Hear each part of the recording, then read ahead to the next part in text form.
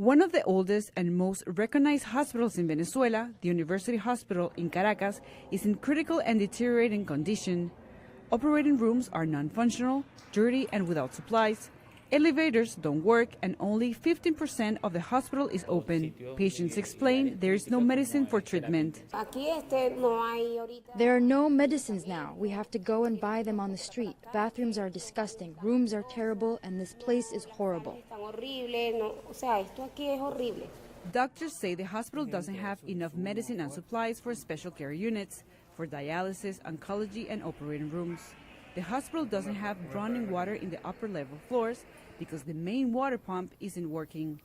Doctors say, as a result, people are dying. At the emergency room, there is a shortage of antibiotics, not to mention cancer patients that need chemotherapy or radiotherapy. We are daily witnesses on how patients die due to the lack of supplies and medicines. Diabetic patient Encarnacion Pujol's leg is going to be amputated because the insulin he desperately needs is nowhere to be found. I don't want to lose my leg. It's fine. They can cut my foot, but don't take it all. Please help. Don't let them cut my leg. The University Hospital seems to have stopped performing operations. People are walking in the hallways.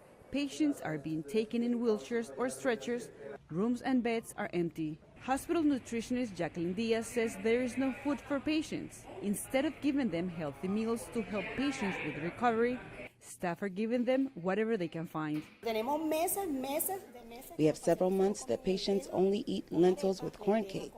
Patients who have liquefied diets, they have to eat boiled rice water because there is no milk to give them. The Minister of Health in Venezuela, Carlos Alvarado, says there is a contingency plan in place to restock Venezuela's hospitals and keep them running. Recently, Russia and the Pan American Organization delivered more than 7 tons of aid. Meanwhile, more than 180 metric tons of U.S. aid continues to pile up along the Venezuela border, blocked by the in-dispute Maduro government, as nation's hospitals reach a catastrophic breaking point. For Alvaro Algarra in Caracas, Cristina Caicedo Smit, VOA News, Washington.